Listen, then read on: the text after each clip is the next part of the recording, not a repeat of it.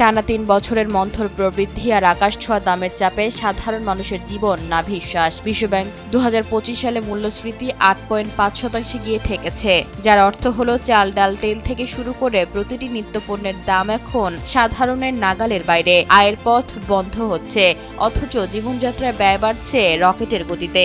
বিশ্বব্যাংক স্পষ্ট জানিয়ে দিয়েছে, এই পরিস্থিতি চলতে থাকলে সামনে অবস্থা আরও ভয়াবহ হবে।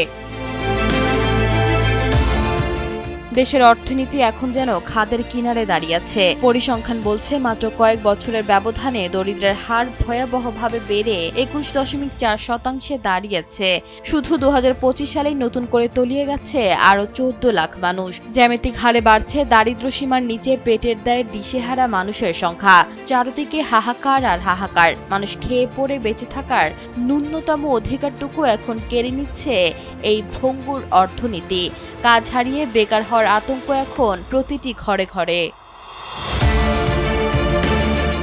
দেশের আর্থিক খাতের কঙ্কালসার চেহারা বেরিয়ে এসেছে বিশ্বব্যাংকের প্রতিবেদনে। ২০২৫ সালের ডিসেম্বর নাগাদ খেলাপি ঋণের হার পৌঁছে গেছে ৩০.৬%। ঋণের নামে লুটপাট আর অব্যবস্থাপনায় ব্যাংকগুলো এখন এক একটি ধ্বংসস্তূপ। এই অস্থিরতা চলতে থাকলে পুরো আর্থিক ব্যবস্থা তাসের ঘরের মতো ভেঙে পড়বে। মধ্যপ্রাচ্যের যুদ্ধ যেন মরার ওপর খাড়ার ঘা হয়ে দাঁড়িয়েছে। বৈদেশিক মুদ্রা রিজার্ভ তলানিতে নামায় বিদেশ থেকে জ্বালানি তেল বা প্রয়োজনীয় পণ্য আমদানির টাকা নেই। আমদানি ব্যয় বাড়ার ফলে সবকিছুর দাম আকাশচুম্বী হচ্ছে, অথচ রপ্তানি আর রেমিটেন্স কমেছে আশঙ্কাজনক হারে।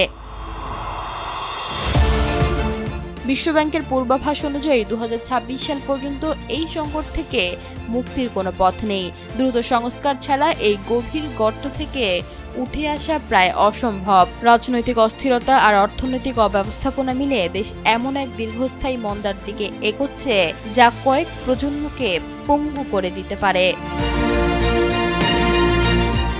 ইশিতা আক্তার, সময়ের আলো।